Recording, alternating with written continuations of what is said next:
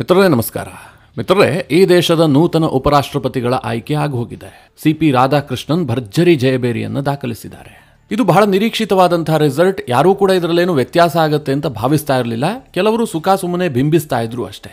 CP Radhakrishnan ಗೆಲ್ಲುವಂತಹದ್ದು ಕಷ್ಟ ಇದೆ, ಅಮಿತ್ ಶಾ ಮತ್ತು ಮೋದಿ ಅವರಿಗೆ ಸಿಕ್ಕಾಪಟ್ಟೆ ಟೆನ್ಷನ್ ಇದೆ, ಹಾಗೆ ಹೀಗೆ ಅಂತ ಬಿಂಬಿಸಲಾಗ್ತಾ ಇತ್ತು. ನಾನು ಈ ಹೆಡ್ಡಿಂಗ್ ಕೊಟ್ಟಿದ್ದನ್ನು ನೋಡಿಯೂ ಕೂಡ ಕೆಲವರಿಗೆ ಆಶ್ಚರ್ಯ ಆಗಿರಬಹುದು. ಗೆದ್ದಿದ್ದು ಸಿಪಿ ರಾಧಾಕೃಷ್ಣನ್ ಅಲ್ಲ, ನರೇಂದ್ರ ಮೋದಿ ಅವರು. ಹಾಗೆ ಸೋತಿದ್ದೂ ಕೂಡ ಸುದರ್ಶನ್ ರೆಡ್ಡಿ ಅವರಲ್ಲ, ರಾಹುಲ್ ಗಾಂಧಿ ಅವರು. ಯಾಕೆ ಈ ರೀತಿಯಾಗಿ ಹೇಳಿದೆ ಅಂತಂದ್ರೆ, ಈ ರಾಜಕೀಯ ಇದೆಯಲ್ಲ, ಇದರಲ್ಲಿ ಸದಾ ಅಗ್ನಿ ಪರೀಕ್ಷೆ ಇರುತ್ತೆ. ನೀವು ಒಮ್ಮೆ ಚುನಾವಣೆಯನ್ನು ಗೆದ್ದು ಇನ್ನು 5 ವರ್ಷ ನಂದೇ ದರ್ಬಾರ್ ಅಂತ ಹೇಳೋದಕ್ಕೆ ಸಾಧ್ಯ ಇಲ್ಲ.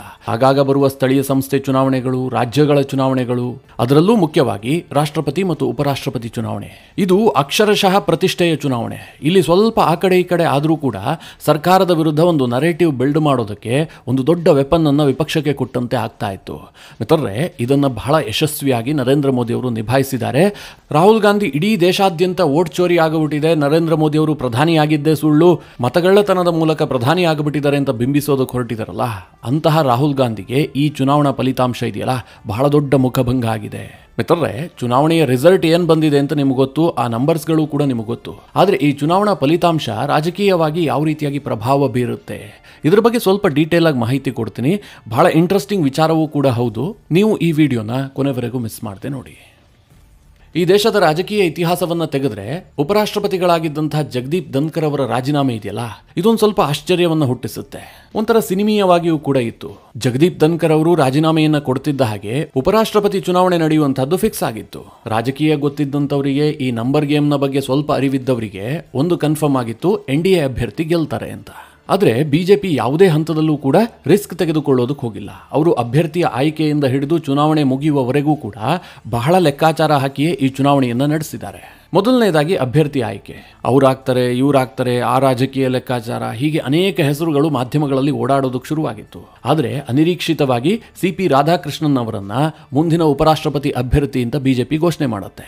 ಸಿಪಿ ರಾಧಾಕೃಷ್ಣನ್ ಆಯ್ಕೆಯೇ ಒಂದು ಮಾಸ್ಟರ್ ಸ್ಟ್ರೋಕ್ ಆಗಿತ್ತು. ಯಾಕೆ ಕೇಳಿದ್ರೆ, ಸಿಪಿ ರಾಧಾಕೃಷ್ಣನ್ ಅವರು ಅಜಾತ ಶತ್ರು, RSS ಬ್ಯಾಕ್ಗ್ರೌಂಡ್ ಕೂಡ ಇದೆ, ಸರಳ ಸಜ್ಜನಿಕೆಗೆ ಹೆಸರಾದಂಥವರು, ಸುದೀರ್ಘ ರಾಜಕೀಯ ಅನುಭವವೂ ಕೂಡ ಅವರಿಗಿದೆ. ತಮಿಳುನಾಡಿನಿಂದಲೇ 2 ಬಾರಿ ಸಂಸದರಾಗಿಯೂ ಕೂಡ ಆಯ್ಕೆಯಾದಂಥವರು, ಜೊತೆಗೆ 2 ರಾಜ್ಯಗಳಲ್ಲಿ ರಾಜ್ಯಪಾಲರಾಗಿ ಹುದ್ದೆಯನ್ನು ನಿಭಾಯಿಸಿದಂತಹ ಅನುಭವವೂ ಕೂಡ ಇದೆ.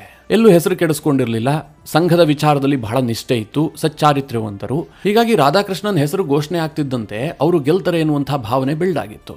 ಕಾಂಗ್ರೆಸ್ನವರು ಅಭ್ಯರ್ಥಿ ಹಾಕ್ತಾರಾ ಇಲ್ವಾ ಅನ್ನೋದ್ರ ಬಗ್ಗೆಯೇ ಚರ್ಚೆ ಇತ್ತು. INDIA ಕೂಟದ ಬಳಿಯಲ್ಲಿ ನಂಬರ್ಸ್ ಇರಲಿಲ್ಲ, ಹೀಗಾಗಿ ಅವರು ಅಭ್ಯರ್ಥಿಗಳನ್ನು ಹಾಕುವಂತ ಸಾಧ್ಯತೆ ಕಡಿಮೆ ಇದೆ ಅಂತ ಎಲ್ಲರೂ ಕೂಡ ಭಾವಿಸಿದ್ರು. ಬಿಜೆಪಿ ಕೂಡ ಒಂದು ಹಂತದಲ್ಲಿ ಟ್ರೈ ಮಾಡ್ತು. ರಾಜನಾಥ್ ಸಿಂಗ್ ಅವರಿಗೆ ನೇತೃತ್ವವನ್ನು ವಹಿಸಲಾಗಿತ್ತು.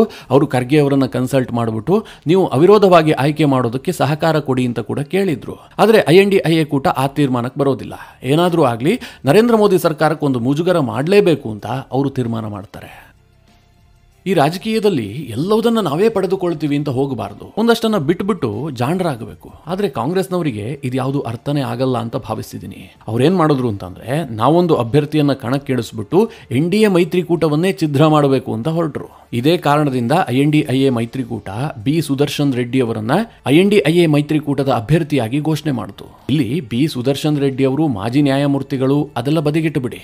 ಈ ಉಪರಾಷ್ಟ್ರಪತಿಗಳ ಚುನಾವಣೆಯಲ್ಲಿ ನಿಮ್ಮ ನೇಮ್ ಫೇಮ್ ಏನು ವರ್ಕೌಟ್ ಆಗಲ್ಲ. ಇಲ್ಲೇನಾದ್ರೂ ವರ್ಕೌಟ್ ಆಗುತ್ತೆ ಅಂತಂದ್ರೆ ಜಾತಿ, ಪಕ್ಷ, ರಾಜ್ಯ ಇವೆಲ್ಲವೂ ಸಹ ಈ ಚುನಾವಣೆಯಲ್ಲಿ ಮ್ಯಾಟರ್ ಆಗುವಂತಹ ವಿಚಾರ. ಇದನ್ನು ತುಂಬಾ ಚೆನ್ನಾಗಿ ಅರ್ಥ ಮಾಡಿಕೊಂಡಿದ್ದಂತಹ ಕಾಂಗ್ರೆಸ್ ಬಿ ಸುದರ್ಶನ್ ರೆಡ್ಡಿ ಅವರನ್ನ ತಮ್ಮ ಅಭ್ಯರ್ಥಿಯಾಗಿ ನಿಲ್ಲಿಸುತ್ತೆ. ಯಾಕೆ INDIA ಕೂಟ ಬಿ ಸುದರ್ಶನ್ ರೆಡ್ಡಿ ಅವರ ಹೆಸರನ್ನೇ ಫೈನಲ್ ಮಾಡುತ್ತೆ ಅಂತಂದ್ರೆ, ಅವರು ಮೂಲತಃ ತೆಲುಗು ಭಾಷಿಗರು, ಅವರ ಹೆಸರಿನಲ್ಲೇ ರೆಡ್ಡಿ ಇದೆ. ಇದು ಚಂದ್ರಬಾಬು ನಾಯ್ಡುವನ್ನ NDAದಿಂದ ಶೇಕ್ ಮಾಡೋದಕ್ಕೆ ಮಾಡದಂತಹ ಒಂದು ತಂತ್ರ. ಬಿ ಸುದರ್ಶನ್ ರೆಡ್ಡಿ ಅವರ ಹೆಸರು ಫೈನಲ್ ಆಯ್ತಲ್ಲ, ಆ ತಕ್ಷಣದಿಂದಲೇ ಈ ದೇಶದಲ್ಲಿರುವಂತಹ ಕೆಲ ರಾಜಕೀಯ ವಿಶ್ಲೇಷಕರು ಅನ್ನುವಂತಹ ಮಹಾನುಭಾವರು ಪುಂಖಾನುಪುಂಖವಾಗಿ ವಿಶ್ಲೇಷಣೆ ಮಾಡೋದಕ್ಕೆ ಶುರು ಮಾಡಿಬಿಟ್ರು. ಚಂದ್ರಬಾಬು ನಾಯ್ಡು ಈ ಬಾರಿ NDA ಅಭ್ಯರ್ಥಿ ಪರವಾಗಿ ಮತ ಹಾಕೋದಿಲ್ಲ. ಯಾಕೆ ಕೇಳಿದ್ರೆ, ಬಿ ಸುದರ್ಶನ್ ರೆಡ್ಡಿ ಇದ್ದಾರೆ, ಅವರು ತೆಲುಗು ಭಾಷಿಗರು, ತಮ್ಮ ರಾಜ್ಯದವರನ್ನು ಬಿಟ್ಟುಬಿಟ್ಟು ಯಾಕೆ ಚಂದ್ರಬಾಬು ನಾಯ್ಡು NDA ಮೈತ್ರಿಕೂಟದ ತಮಿಳುನಾಡು ಅಭ್ಯರ್ಥಿಗೆ ಮತ ಹಾಕ್ತಾರೆ? ಇದು ಮಾಸ್ಟರ್ ಸ್ಟ್ರೋಕ್. ಮೋದಿ, ಅಮಿತ್ ಶಾ ಗಡಗಡ ಈ ರೀತಿಯಾಗೆಲ್ಲ ಸುದ್ದಿಯನ್ನು ಪ್ರಕಟಿಸೋದಕ್ಕೆ ಶುರು ಮಾಡಿಬಿಟ್ಟಿದ್ರು. ಆದರೆ ಚಂದ್ರಬಾಬು ನಾಯ್ಡು ಸ್ವಲ್ಪವೂ ಅಲ್ಲಾಡ್ಲಿಲ್ಲ. ಅಭ್ಯರ್ಥಿ ಯಾರು ಬೇಕಾದರೂ ಆಗಿರಲಿ, ನನ್ನ ನಿಷ್ಠೆ NDA ಅಭ್ಯರ್ಥಿಗೆ ನಮ್ಮೆಲ್ಲ ಸಂಸದರು ಮತ ಹಾಕ್ತಾರೆ ಅಂತ ಚಂದ್ರಬಾಬು ನಾಯ್ಡು ಘೋಷಣೆ ಕೂಡ ಮಾಡಿಬಿಟ್ಟಿದ್ರು. ಆದರೆ ಕಾಂಗ್ರೆಸ್ ಪಕ್ಷದ ವಿಪರ್ಯಾಸವನ್ನು ನೋಡಿ. ಒಂದು ಕಡೆ ಚಂದ್ರಬಾಬು ನಾಯ್ಡು ಆಂಧ್ರದ ಅಭ್ಯರ್ಥಿ ಆಗಿದ್ರೂ ಕೂಡ ಬಿ ಸುದರ್ಶನ್ ರೆಡ್ಡಿ ಅವರನ್ನ ಬೆಂಬಲಿಸಲಿಲ್ಲ. ಅಷ್ಟು ಮಾತ್ರ ಅಲ್ಲ, YSRCP ಆಂಧ್ರದ ಪ್ರಮುಖ ವಿಪಕ್ಷ ಆ ಜಗನ್ಮೋಹನ್ ರೆಡ್ಡಿಯವರು ಕೂಡ INDIA ಕೂಟದ ಅಭ್ಯರ್ಥಿಯನ್ನ ಬೆಂಬಲಿಸಲಿಲ್ಲ. NDA ಮೈತ್ರಿಕೂಟದ CP ರಾಧಾಕೃಷ್ಣನ್ ಅವರಿಗೆ ಬೆಂಬಲವನ್ನ ಘೋಷಣೆ ಮಾಡಿದ್ರು. ಹೀಗಾಗಿ YSRCPಯ 11 ಸಂಸದರು ಬಿಜೆಪಿ ಪರವಾಗಿ ಮತ ಹಾಕಿಬಿಟ್ರು. ಅಲ್ಲಿಗೆ ಕಾಂಗ್ರೆಸ್ನ ಮೊದಲ ಪ್ಲಾನ್ ಇತ್ತಲ್ಲ, ಟೋಟಲಿ ಫೇಲ್ಯೂರ್ ಆಗಿಬಿಡ್ತು. ಅಂದ್ರೆ ಇವರು NDAದಲ್ಲಿ ಬಿರುಕು ತರಬೇಕು, ಚಂದ್ರಬಾಬು ನಾಯ್ಡು ಇಲ್ಲಿ ಅಪಸ್ವರ ತೆಗಿಬೇಕು ಅಂತ ಏನೊಂದು ಪ್ಲಾನ್ ಮಾಡಿದ್ರಲ್ಲ, ಅದು ಟೋಟಲಿ ಫೇಲ್ಯೂರ್ ಆಗ್ಬಿಡ್ತು. ಮಿತ್ರರೇ, ಯಾವಾಗ YSRCP ಅವರು NDA ಅಭ್ಯರ್ಥಿಗೆ ಬೆಂಬಲ ಘೋಷಣೆ ಮಾಡ್ತಿದ್ದ ಹಾಗೆ CP ರಾಧಾಕೃಷ್ಣನ್ ಗೆಲ್ಲುವಂತಹದ್ದು 200% ನಿಶ್ಚಿತ ಅನ್ನುವಂಥದ್ದು ಕನ್ಫರ್ಮ್ ಆಗಿ ಹೋಗಿತ್ತು. ಒಂದೆರಡು ವೋಟ್ ಆ ಕಡೆ ಈ ಕಡೆ ಆದರೂ ಕೂಡ NDA ಅಭ್ಯರ್ಥಿಗೆ ಏನೂ ತೊಂದರೆ ಆಗೋದಿಲ್ಲ ಅನ್ನುವಂತಹ ವಾತಾವರಣ ನಿರ್ಮಾಣ ಆಗಿ ಹೋಗಿತ್ತು. ಆದರೂ ಸಹ ಬಿಜೆಪಿಯವರು ರಿಸ್ಕ್ ತೆಗೆದುಕೊಳ್ಳೋದಕ್ಕೆ ಸಿದ್ಧ ಇರಲಿಲ್ಲ. CP ರಾಧಾಕೃಷ್ಣನ್ ಅವರು ವೈಯಕ್ತಿಕವಾಗಿ ಎಲ್ಲಾ NDA ಮಿತ್ರ ಪಕ್ಷಗಳನ್ನು ವಿಶ್ವಾಸಕ್ಕೆ ತೆಗೆದುಕೊಳ್ಳುವಂತಹ ಪ್ರಯತ್ನ ಮಾಡಿದ್ರು. ಎಲ್ಲಾ ಸಂಸದರನ್ನು ರೀಚ್ ಆಗಿ ಬೆಂಬಲಿಸುವಂತೆ ಕೇಳ್ಕೊಂಡ್ರು. ಇನ್ನೊಂದು ಕಡೆ ಬಿಜೆಪಿಯವರು ಯಾವುದೇ ಕಾರಣಕ್ಕೂ ಕೂಡ ಒಂದೇ ಒಂದು ವೋಟ್ ಕೂಡ ವೇಸ್ಟ್ ಆಗಬಾರ್ದು. ಯಾಕೆಂದ್ರೆ ಇದು ಬ್ಯಾಲೆಟ್ ಪೇಪರ್ನಲ್ಲಿ ನಡೆದಂತಹ ಚುನಾವಣೆ. ಸಂಸದರು ವೋಟ್ ಹಾಕುವಂತಹ ಟೈಮ್ನಲ್ಲಿ ಆ ಕಡೆ ಈ ಕಡೆ ಮಾಡಿಬಿಟ್ರೆ ಆ ವೋಟ್ ನಗಣ್ಯ ಆಗಿಬಿಡುತ್ತೆ. ಕೆಲವರು ಫಸ್ಟ್ ಟೈಮ್ ಲೋಕಸಭೆಗೆ ಬಂದಿದ್ದಾರೆ, ಇನ್ನು ಕೆಲವರು ಫಸ್ಟ್ ಟೈಮ್ ರಾಜ್ಯಸಭೆಗೆ ಬಂದಿದ್ದಾರೆ. ಅವರಿಗೆಲ್ಲ ಈ ರಾಷ್ಟ್ರಪತಿ ಮತ್ತು ಉಪರಾಷ್ಟ್ರಪತಿಗಳ ಚುನಾವಣೆಯಲ್ಲಿ ಭಾಗಿಯಾದಂತಹ ಅನುಭವ ಇಲ್ಲ. ಅವರೆಲ್ಲರಿಗೂ ಅನುಭವ ಕೊಡುವ ದೃಷ್ಟಿಯಿಂದ ಈ ಚುನಾವಣೆಯಲ್ಲಿ ಹೇಗೆ ಭಾಗಿಯಾಗಬೇಕು ಇದೆಲ್ಲವನ್ನ ಒಂದು ತರಬೇತಿ ಶಿಬಿರವನ್ನ ಮಾಡಿ ಅವರಿಗೆಲ್ಲ ಅರಿವು ಮೂಡಿಸಲಾಯಿತು. ಆಡಳಿತಾರೂಢ ಬಿಜೆಪಿ ಈ ಚುನಾವಣೆಗೆ ಅಷ್ಟೊಂದು ಪ್ರಾಶಸ್ತ್ಯವನ್ನ ಕೊಟ್ಟಿತ್ತು. ಮಿತ್ರರೇ, ಆಡಳಿತದಲ್ಲಿರುವಂತಹ ಬಿಜೆಪಿಯವರು ಈ ಚುನಾವಣೆಗೆ ಕೊಟ್ಟಂತಹ ಪ್ರಾಶಸ್ತ್ಯವನ್ನ ನೋಡಿ ಮಾಧ್ಯಮಗಳು ಹೇಗೆ ವಿಶ್ಲೇಷಣೆ ಮಾಡ್ತಾ ಇದ್ವು ಅಂತಂದ್ರೆ, ಬಿಜೆಪಿಗೆ ಸಿಕ್ಕಾಪಟ್ಟೆ ಭಯ ಇದೆ. ಒಂದು ವೇಳೆ ಕ್ರಾಸ್ ವೋಟಿಂಗ್ ಆಗಿ ಬಿಜೆಪಿ ಅಭ್ಯರ್ಥಿ ಸೋತು ಹೋಗ್ಬಿಟ್ರೆ ಮೋದಿ ಅವರ ಸರ್ಕಾರವೇ ಪತನ ಆಗಿ ಹೋಗ್ಬಿಡುತ್ತೆ. ಇದೇ ಕಾರಣದಿಂದ ಭಾರಿ ತಂತ್ರಗಾರಿಕೆ ಮಾಡ್ತಾ ಇದ್ದಾರೆ. ಒಂದು ಮೂಲಗಳ ಮಾಹಿತಿ ಪ್ರಕಾರ ಬಿಜೆಪಿ ಸಂಸದರೇ ಕ್ರಾಸ್ ವೋಟಿಂಗ್ ಮಾಡಬಹುದು. ಹೀಗೆಲ್ಲ ಮಾಧ್ಯಮಗಳು ನಿರಂತರವಾಗಿ ಸುದ್ದಿಯನ್ನ ಪ್ರಕಟಿಸ್ತಾ ಇದ್ವು. ಆದ್ರೆ ಚುನಾವಣಾ ರಿಸಲ್ಟ್ ಮಾತ್ರ ಇಂತಹ ವಿಶ್ಲೇಷಕರಿಗೂ ಭಾರಿ ದೊಡ್ಡ ಮುಖಭಂಗವನ್ನು ತಂದಿದೆ. ಇನ್ನೊಂದು ಕಡೆಯಲ್ಲಿ ರಾಹುಲ್ ಗಾಂಧಿ ಅವರಿಗೆ ತಲೆ ಎತ್ತುಕೊಂಡು ಓಡಾಡದಂತಹ ಪರಿಸ್ಥಿತಿ ನಿರ್ಮಾಣ ಆಗಿದೆ. ನಂಬರ್ಸ್ ಗಳನ್ನ ನೋಡಿದ್ರೆ ನಿಮ್ಗೆ ಗೊತ್ತಾಗುತ್ತೆ.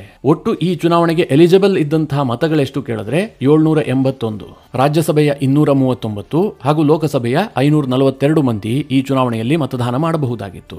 ಆದ್ರೆ ಏನಾಯ್ತು ಅಂತಂದ್ರೆ, ಕೆಲವರು ತಟಸ್ಥವಾಗಿ ಉಳಿಯೋದಕ್ಕೆ ನಿರ್ಧಾರ ಮಾಡಿದ್ರು. ತೆಲಂಗಾಣದ BRS, ಒಡಿಶಾದ BJD ಮತ್ತು ಪಂಜಾಬ್ನ ಅಕಾಲಿ ದಳ ಈ ಚುನಾವಣೆಯಿಂದ ದೂರ ಉಳಿದ್ವು. ಈ ಮೂರು ಪಕ್ಷದ 13 ಸಂಸದರು ಚುನಾವಣೆಯಲ್ಲಿ ಭಾಗಿಯಾಗಿಲ್ಲ. ಹೀಗಾಗಿ ಎಲಿಜಿಬಲ್ ವೋಟರ್ಸ್ ಒಟ್ಟು ಸಂಖ್ಯೆ 767ಕ್ಕೆ ಕುಸಿದಿತ್ತು. ಒಟ್ಟು ವೋಟರ್ಸ್ ಕಡಿಮೆ ಆದ ಕಾರಣದಿಂದಾಗಿ ಮ್ಯಾಜಿಕ್ ನಂಬರ್ ಕೂಡ ಕಡಿಮೆ ಆಗಿತ್ತು. 384 ಮೊದಲ ಪ್ರಾಶಸ್ತ್ಯದ ಮತಗಳನ್ನು ಪಡೆದಿದ್ದೇ ಆದ್ರೆ ಅವರು ಉಪರಾಷ್ಟ್ರಪತಿಗಳಾಗಿ ಆಯ್ಕೆ ಆಗ್ತಾ ಇದ್ರು. ಆದ್ರೆ ಚುನಾವಣೆಯಲ್ಲಿ ಮತದಾನ ಯಾವ ರೀತಿಯಾಗಿ ಆಯ್ತು ಕೇಳಿದ್ರೆ, NDA ಪರವಾಗಿ 452 ಜನ ಮತ ಚಲಾಯಿಸಿದ್ರೆ INDIA ಕೂಟದ ಅಭ್ಯರ್ಥಿಯ ಪರವಾಗಿ ಕೇವಲ 300 ಜನ ಸಂಸದರು ಮಾತ್ರ ಮತ ಚಲಾಯಿಸಿದ್ರು. ಆಡಳಿತಾರೂಢ ಪಕ್ಷದ ಅಭ್ಯರ್ಥಿಗೆ ಭಾರಿ ಬಹುಮತ ಸಿಕ್ತು. YSRCPಯ 11 ಸಂಸದರು ಅವರಿಗೆ ಬೆಂಬಲಿಸಿದ್ರೆ 14 ಮತಗಳು ಅಡ್ಡ ಮತದಾನ ಆಗಿದ್ದಾವೆ. ವಿಪಕ್ಷದ 14 ಮತಗಳು ಅಡ್ಡ ಮತದಾನ ಆದರೆ 15 ಮತಗಳು ತಿರಸ್ಕೃತಗೊಂಡಿದ್ದಾವೆ. ಇಲ್ಲಿ ಅಡ್ಡ ಮತದಾನ ಮತ್ತು ತಿರಸ್ಕೃತ ಮತದಾನ ಎರಡೂ ಕೂಡ ರಾಹುಲ್ ಗಾಂಧಿ ಅವರಿಗೆ ಮುಖಭಂಗ. ಹೇಗೆ ಅಂತ ಹೇಳ್ತೀನಿ ಕೇಳಿ. ಕಾಂಗ್ರೆಸ್ನವರಿಗೆ ಮೊದಲೇ ಗೊತ್ತಿತ್ತು ನಾವು ಈ ಚುನಾವಣೆಯನ್ನ ಗೆಲ್ಲೋದಿಲ್ಲ ಅಂತ. ಅದರಲ್ಲೇನು ಡೌಟ್ ಇಲ್ಲ. ಏನವರು ಚುನಾವಣೆಯನ್ನ ಗೆಲ್ತೀವಿ ಅಂತ ಹೇಳಿ ಅಭ್ಯರ್ಥಿಯನ್ನ ಕಣಕ್ಕಿಳಿಸಿದ್ದು ಕೂಡ ಅಲ್ಲ. ಆದ್ರೆ ಅವರ ನಿರೀಕ್ಷೆ ಇದ್ದಿದ್ದು NDA ಪಕ್ಷದ ಸಂಸದರು ಅಡ್ಡ ಮತದಾನ ಮಾಡ್ತಾರೆ, ಬಿಜೆಪಿಯ ಸಂಸದರು ಅಡ್ಡ ಮತದಾನ ಮಾಡ್ತಾರೆ. NDA ಬಳಿಯಲ್ಲಿ 427 ಸಂಸದರ ವೋಟ್ ಇತ್ತಲ್ಲ, ಇದರಲ್ಲೊಂದು 2-3 ಆ ಕಡೆ ಈ ಕಡೆ ಆಗಿದ್ರೂ ಕೂಡ ನರೇಂದ್ರ ಮೋದಿ ಅವರಿಗೆ ಬೆಂಬಲ ಇಲ್ಲ. ಬಿಜೆಪಿ ಪಕ್ಷದಲ್ಲಿರುವ ಸಂಸದರೇ ಮೋದಿಯ ವಿರುದ್ಧ ವೋಟ್ ಹಾಕಿಬಿಟ್ಟಿದ್ದಾರೆ. ಈ ರೀತಿಯ ಒಂದು ನರೇಟಿವ್ ಅನ್ನ ಬಿಲ್ಡ್ ಮಾಡ್ತಾ ಇದ್ರು. NDA ಮೈತ್ರಿಕೂಟ ಶೇಕ್ ಆಗ್ತಾ ಇತ್ತು. ಒಂದು ರೀತಿಯಲ್ಲಿ ಅಪನಂಬಿಕೆ ಶುರುವಾಗ್ಬಿಡ್ತಾ ಇತ್ತು. ಇದನ್ನ ಮಾಡಬೇಕು ಅಂತಲೇ ಕಾಂಗ್ರೆಸ್ ಇಷ್ಟೆಲ್ಲಾ ಪ್ರಯತ್ನ ಮಾಡಿದ್ದು, ಸುದರ್ಶನ್ ರೆಡ್ಡಿ ಅವರನ್ನ ತಂದು ಚುನಾವಣೆಗೆ ನಿಲ್ಲಿಸಿದ್ದು. ಮೋದಿ, ಅಮಿತ್ ಶಾ ಹೆದರ್ಕೊಂಡಿದ್ದಾರೆ, ಅಡ್ಡ ಮತದಾನ ಆಗಿಬಿಡುತ್ತೆ, ಬಿಜೆಪಿಯ ಸಂಸದರು ನಮಗೆ ಬೆಂಬಲಿಸ್ತಾರೆ, ಈ ರೀತಿಯಾದಂತಹ ನರೇಟಿವ್ ಬಿಲ್ಡ್ ಮಾಡುವಂತಹ ಪ್ರಯತ್ನ ಮಾಡಿದ್ದು. ಈ ಚುನಾವಣೆ ಯಾಕಷ್ಟು ಸೀರಿಯಸ್ ಆಗಿತ್ತು, ಯಾಕಷ್ಟು ಕುತೂಹಲವನ್ನು ಮೂಡಿಸಿತ್ತು ಅಂತಂದ್ರೆ, ಉಪರಾಷ್ಟ್ರಪತಿ ಚುನಾವಣೆಯ ಮತದಾನದ ರೀತಿ.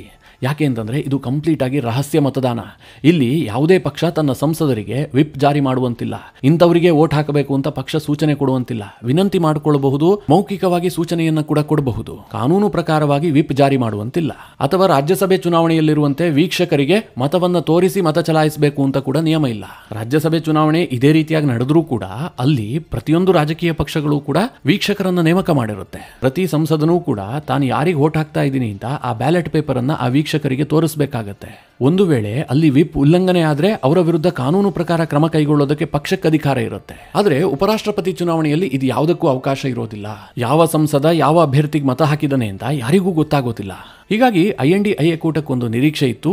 ಆಡಳಿತಾರೂಢ ಪಕ್ಷದ ಸಂಸದರು ಅಥವಾ NDA ಮೈತ್ರಿಕೂಟದ ಸಂಸದರು ಕ್ರಾಸ್ ವೋಟ್ ಮಾಡಬಹುದು, ಈ ಮೂಲಕವಾಗಿ ನರೇಂದ್ರ ಮೋದಿಗೆ ಒಂದು ಮುಜುಗರವನ್ನು ತಂದಿಡಬಹುದು ಅಂತ ಅವರು ಕಾಯ್ತಾ ಕೂತಿದ್ರು. ಆದ್ರೆ ಆ ಮುಜುಗರ INDIA ಕೂಟಕ್ಕಾಗಿದೆ, ರಾಹುಲ್ ಗಾಂಧಿ ಅವರಿಗಾಗಿದೆ.